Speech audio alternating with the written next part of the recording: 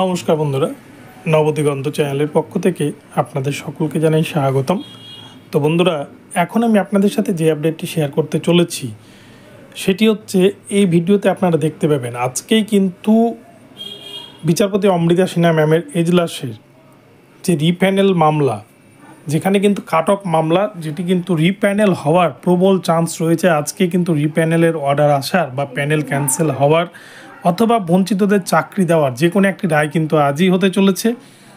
এবং তার সাথে সাথে সবথেকে গুরুত্বপূর্ণ বিষয় আমি দেখাবো আপনাদেরকে, আগামীকাল কিন্তু একটা বিষয় উঠে এসছে। প্রাইমারিতে চাকরি পেলে যদি কোনো স্টেজে যে কোনো বয়সে যদি 60 বছর হওয়ার একদিন আগেও যদি তা প্রমাণিত হয়, তাহলে কিন্তু তার চাকরি বাতিল হয়ে যাবে। সেটা এই ভিডিওতে আপনাদের দেখাবো, অর্ডার কপির একটা বিশেষ অংশ, যেটা নিয়ে কিন্তু চারিদিকে তোলপাড় হয়ে গেছে।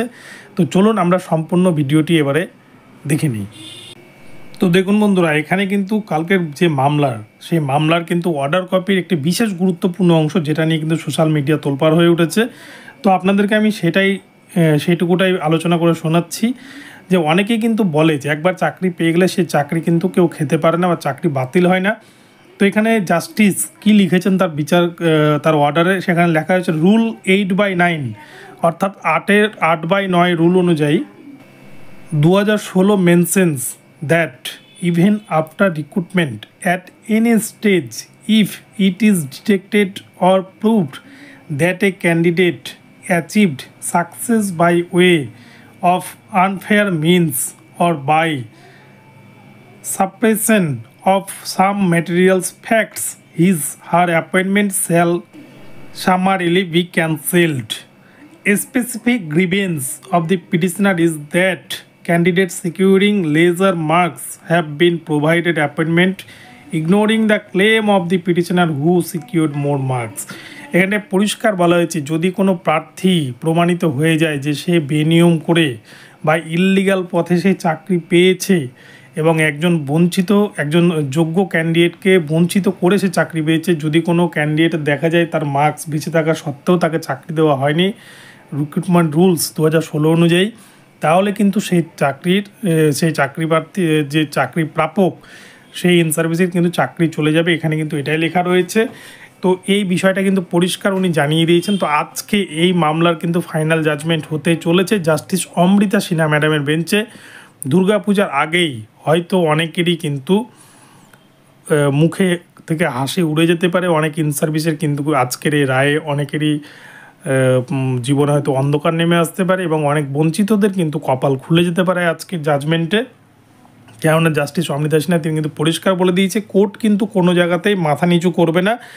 বেনিয়ম বা দুর্নীতি হলে তাকে সবসময় প্রস্তুত থাকতে হবে। তার যে কোনো সময় কিন্তু যে কোনো অ্যাট এনি স্টেজ, অর্থাৎ যে কোনো স্টেজেই কিন্তু যে কোনো ধাপে তার কিন্তু চাকরি বাতিল হতে পারে, একথা পরিষ্কার জানিয়ে দিয়েছেন। আর প্রাথমিকে 2016 যে প্যানেল, সেই প্যানেলে কি হয়েছে রাতের অন্ধকারে, সেটা কিন্তু আজকে একটা শিশু থেকে 80 বছরের বৃদ্ধ সকলের কাছে পরিষ্কার। সেই প্যানেল সকলের কাছেই রয়েছে। তো সেই প্যানেল থেকে কিন্তু XYZ যারা চাকরি পেয়েছে এবং যারা দেখা গিয়েছে প্রায় জেলাতেই 10/11 জেনারেলের কাট অফ নেমেছে, সেক্ষেত্রে ওবিসি SC ক্যান্ডিডেটদেরকে সবথেকে বেশি বঞ্চনা করা হয়েছে। তো সেক্ষেত্রে দেখা গেছে ওবিসি ক্যান্ডিডেটের কারো 16 বা 18 স্কোর থাকলেও সে কিন্তু 10 পাওয়া ক্যান্ডিডেটের সাথে জেনারেলে ঢুকে লড়াই করতে পারেনি। এর থেকে বড় বঞ্চনা বোধহয় পৃথিবীর ইতিহাসে আর নেই। তো যাই হোক, আজকে তার হয়তো অবসান হতে চলেছে। এখানটায় কিন্তু তিনটে জিনিস হতে পারে। হয় এক, পুরো প্যানেলটাই বাতিল, যেটা জাস্টিস অভিজিৎ গাঙ্গুলি করেছিলেন, যে রিপ্যানেলের অর্ডার। 2 হচ্ছে বঞ্চিতদের চাকরি দিয়ে দেওয়া বা অথবা মামলাকারীদের চাকরি দিয়ে দেওয়া, এটা একটা হতে পারে। আর নইলে কিন্তু পর্ষদকে এই পুরো প্যানেলটা ক্যান্সেল করে ফ্রেশ প্যানেল তৈরি করতে হবে। যে কোনো এর মধ্যে কিন্তু একটা নির্দেশ আজকে আসতে চলেছে জাস্টিস অমৃতা সিনহার বেঞ্চ। তো চলুন এবার আমরা দেখে নিই যে আজকের এই কেস স্ট্যাটাসটা কী রয়েছে। তো দেখুন বন্ধুরা, এটা কিন্তু কলকাতা হাইকোর্টের অ্যাপলেট সাইট থেকে তোলা। এখানে বলছে এই মামলার রেজিস্ট্রেশন নাম্বার, অর্থাৎ মামলা নাম্বার WPA 16-271/2024, যে মামলা কিন্তু দায়ের হয়েছিল 24 জুন 2024 তারিখে। তো এই মামলা আপনারা দেখতে পাচ্ছেন, ফার্স্ট হিয়ারিং হয়েছিল 24 জুলাই 2024 এবং নেক্সট হিয়ারিং ডেট রয়েছে 8ই অক্টোবর 2024। আজকে কিন্তু দেখুন stage of case for judgment, অর্থাৎ এই মামলার আজকে কিন্তু ফাইনাল জাজমেন্ট হয়ে যাবে। এখানে কিন্তু ফর জাজমেন্ট লেখাই রয়েছে।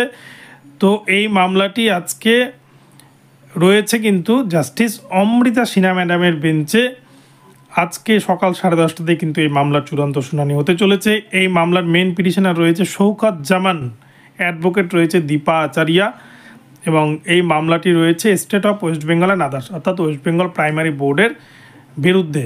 তো এই মামলাটি হচ্ছে 24 পরগনার একটি কেস, নর্থ 24 পরগনার।